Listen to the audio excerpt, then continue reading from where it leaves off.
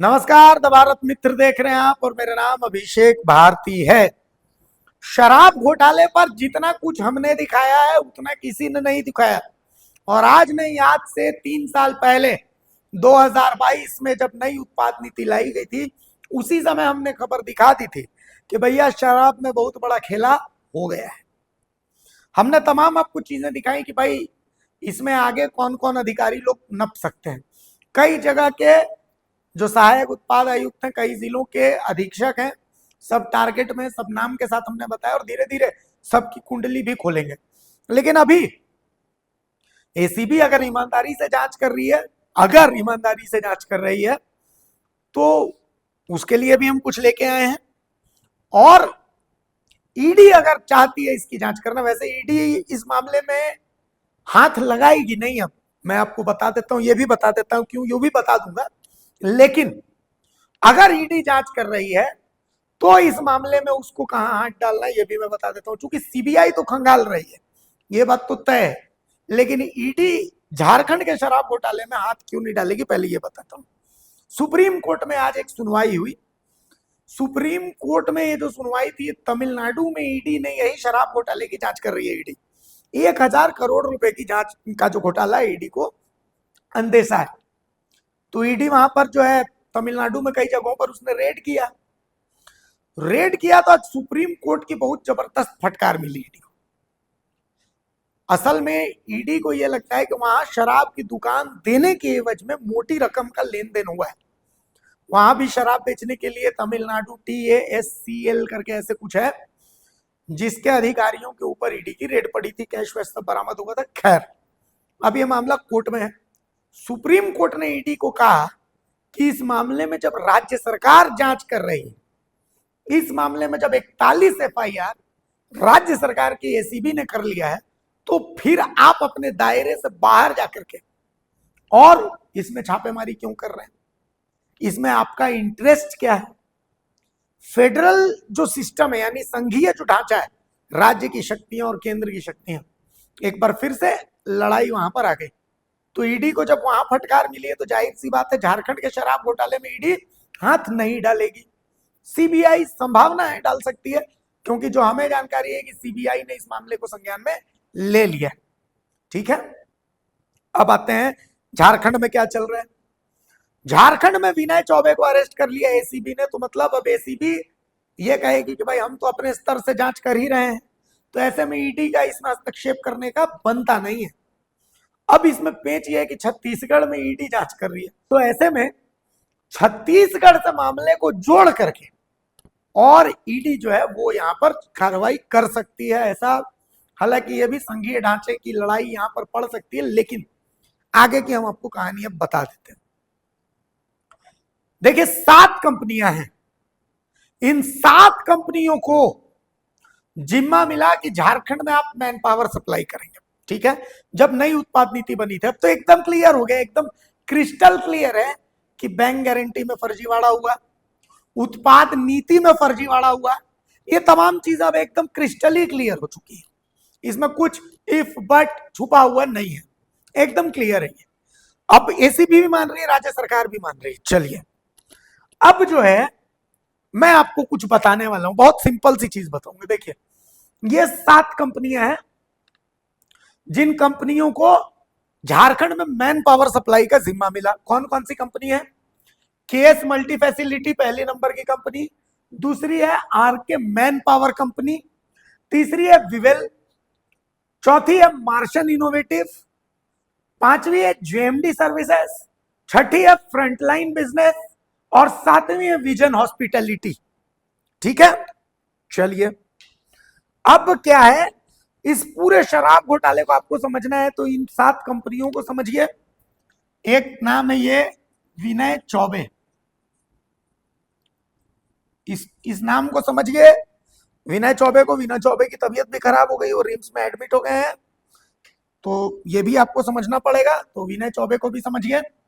एक नाम और है जिनको आपको समझना पड़ेगा, ये नाम है प्रशांत अरोड़ा।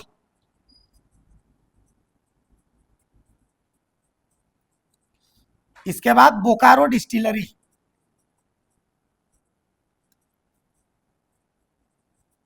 और बैड मंकी,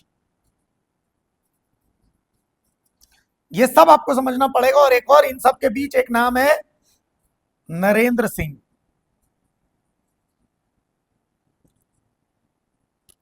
अब मैं सारा गणित आपको समझाऊंगा। देखिए, ये 7 कंपनियां हैं, इनको जिम्मा मिला कि आप जो है दुकान में मैन पावर दीजिएगा, ठीक है। शराब जो है आपने बैंक गारंटी जमा की है, और इस बैंक गारंटी के आधार पर जो है हम आपको शराब दे रहे हैं, शराब बेचिएगा, हिसाब दीजिएगा। इन 7 कंपनियों का मिला करके झारखंड सरकार पर 100 करोड़ रुपए से ज्यादा का बकाया है। इसमें से 2 कंपनियां जो है, इनकी जो बैंक गारंटी है वो बैंक गारंटी भी गलत निकल गई। तो अब आप समझिए, मान लिया मैं हूं और आप हैं, मेरे को जिम्मा मिला, मैंने बोला कि यार ये तो मैं नहीं कर पाऊंगा, तुम कर लो। अब आपका पैसे का लेन देन है, तो मैंने आपको बोला है कि भाई एक काम करो, ये काम तो तुम करोगे, मैं तुमको 200 रुपए का माल दे रहा हूं, बदले में तुम मेरे को 200 रुपए की एक बैंक गारंटी दे दो कि मान लो तुमने उसमें कुछ गड़बड़ी की, तुम ले ही के भाग गए, तो मैं ये 200 रुपए जब्त कर लूंगा। आपने मुझे गलत 200 रुपए का चेक दे दिया, फर्जी चेक। तो चेक जब मैं बैंक में डालूंगा, बैंक बोलेगा ना ये तो गलत चेक है, तो या तो मेरी गलती, मेरे ऊपर एफआईआर करेगा, मैं आपके ऊपर एफआईआर करूंगा, यही होगा ना। लेकिन राज्य सरकार ने फर्जी बैंक गारंटी देने वालों के ऊपर अब तक कोई एफआईआर नहीं की। क्या मुंह है इनके, उसे भगवान जाने। खैर, अब सबसे इंटरेस्टिंग पार्ट में देखिए, केस मल्टी फैसिलिटी और ये आरके मैन पावर, ये जुड़वा भाई हैं, मालिक एक ही है। गुड़गांव में मतलब ये समझ लीजिए कि 2 तल्ले की बिल्डिंग है, एक तल्ले पर आरके मैन पावर का ऑफिस है, दूसरे तल्ले पर केएस मैन पावर का ऑफिस। और इस कंपनी का मुंह इतना सुंदर है, इतना बढ़िया साबुन लगाता है कि स्मार्ट मीटर लगाने का जिम्मा भी इसी कंपनी को दिया गया है। अब पता नहीं कितना सुंदर मुंह है, झारखंड सरकार को ये मुंह बहुत पसंद है। तो पहला घोटाला यहां देख लीजिए। दूसरा घोटाला देखिए, जेएमडी, जय माता दी सर्विसेज और फ्रंट लाइन बिजनेस, ये भी जुड़वा भाई है। मतलब कुछ जिलों में जेएमडी सर्विसेज के नाम पे काम लिया गया, कुछ जिलों में फ्रंट लाइन बिजनेस के नाम पे काम लिया गया। और इसके जो कर्ता धर्ता है उनका नाम है नरेंद्र सिंह। अब एक और इसकी कहानी बता देता हूं। रघुवर दास जब मुख्यमंत्री थे, तो इसी फ्रंट लाइन को काम मिला था, और इसने इतना थर्ड क्लास काम किया कि इसको रघुवर सरकार ने ब्लैकलिस्ट कर दिया। ठीक है, रघुवर सरकार ने ब्लैकलिस्ट कर दिया। तो ये भी इतने चतुर, ये फ्रंटलाइन वाले ने अपने नाम के आगे एक ही लगा दिया, और अब कंपनी नई हो गई। और फिर से नई उत्पाद नीति के तहत इस फ्रंट लाइन को फिर से काम मिल गया। जेएमडी फ्रंट लाइन दोनों एक ही मालिक है, एड्रेस भी लगभग आसपास का है। कुल मिलाकर के ये भी बहुत बड़ा फर्जी बड़ा है। ठीक है, इनके मालिक है नरेंद्र सिंह। खाली इनसे एक बार एसीबी इनको पकड़ ले या ईडी इनको पकड़ ले और इनसे खाली पूछे, सारी कुंडली अपने आप हो जाएगी। मैं इसलिए बता रहा हूं कि अगर राज्य सरकार को बचना भी है तो इनको भी जेल भेजना पड़ेगा। खाली विनय चौबे और गजेंद्र सिंह और उनसे नहीं काम होगा। ठीक है, और अगर नहीं बचना है तो ईडी तो खैर पकड़ेगी, सीबीआई तो खैर पकड़ेगी, इस बात की तो मैं गारंटी दे देता हूं। तो ये तो कुंडली मैंने बता दी। अच्छा, अब एक और बहुत इंटरेस्टिंग चीज, विनय चौबे। विनय चौबे ने, ये चूंकि इस पूरे खेल के सेंटर में विनय चौबे हैं, उस समय उत्पाद सचिव थे, और उस समय मुख्य सचिव से भी ज्यादा पावरफुल आईएएस अधिकारी विनय चौबे थे। 2022 की बात, मई का महीना इसलिए महत्वपूर्ण है, पूजा सिंघल जेल गई मई में, छवि रंजन जेल गए मई में, और अब विनय चौबे जेल गए मई में। तो आईएएस लोगों के लिए अगले मई का इंतजार है कि अगले मई में कौन जाता है। बहुत लोग हैं लिस्ट में। खैर, विनय चौबे सेंटर में। अब कैसे विनय चौबे सेंटर में? उस समय उत्पाद तो ये थे और उद्योग में पूजा सिंघल थी। ठीक है, और प्रशांत अरोड़ा एक व्यवसायी है। बोकारो डिस्टिलरी नाम की एक कंपनी है, बोकारो में चलती थी। ठीक है, एक अनिल सिंह नाम के शख्स थे जिनकी ये कंपनी थी बोकारो डिस्टिलरी। अब इनके दिमाग में एक प्लान आया। इसमें अनिल सिंह का 10% का शेयर था, अनिल सिंह को साइड किया गया और ये 10% एक मुखौटे को दिया गया। संभवतः विनय चौबे के साले हैं, और बेसिकली वो ऐसे इनडायरेक्टली विनय चौबे का ये 10% का हिस्सा था।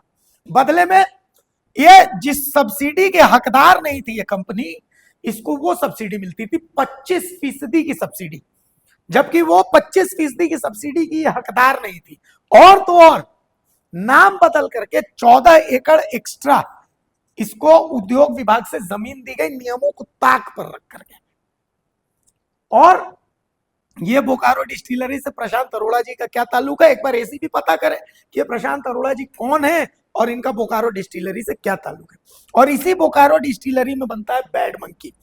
अब आप समझिए कि इस बैड मंकी में शेयर था इनडायरेक्टली विनय चौबे का, मुखौटे के थ्रू 10% का शेयर था, जो सूत्र बता रहे हैं हमारे। और इसी कारण से आपको हर दुकान में जबरदस्ती ठूस के बैड मंकी मिलती है, खास करके रांची, बोकारो, हजारीबाग जैसे जिलों में।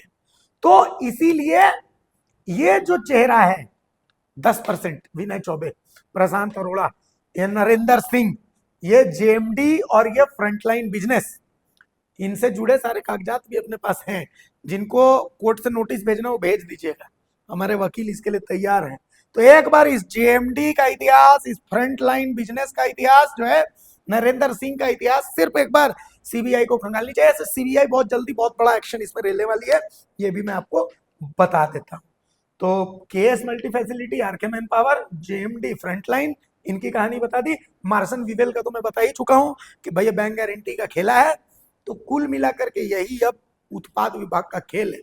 और कई सहायक उत्पाद सचिव, सहायक उत्पाद आयुक्त और कई अधीक्षक, इंस्पेक्टर लेवल के भी अधिकारी, बहुत सारे जो हैं वो अपना अपना बोरिया बिस्तरा पैक कर लीजिए, इसलिए कि आपका अंदर जाना जरूरी है।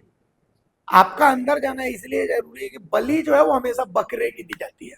अब जितना माल कमाए हैं, अब आप लोगों को बकरा बनना है। हम आपको लिस्ट भी बता देते हैं कौन कौन से जिले के लोग अपने अपने जो है कपड़ा लता बांध के टाइट रही है।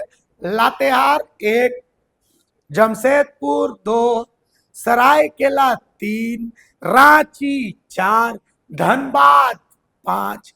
सब लोग व्यवस्था बना करके रखिए, सब लोगों का व्यवस्था टाइट होने वाला है भाई। फिर वही बात बता रहे हैं कि बकरी हमें जो है उसकी बलि चढ़ती है। आप लोगों ने इतना जुगाली किया है तो आप लोगों की बलि तो चढ़नी बनती है, ऐसी भी आप लोगों तक पहुंचेगी, निश्चिंत रहिए।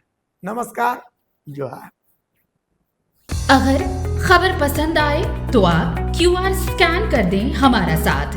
आपका एक छोटा आर्थिक सहयोग है हमारा बड़ा हौसला। द भारत मित्र, बुलंद भारत की बुलंद तस्वीर।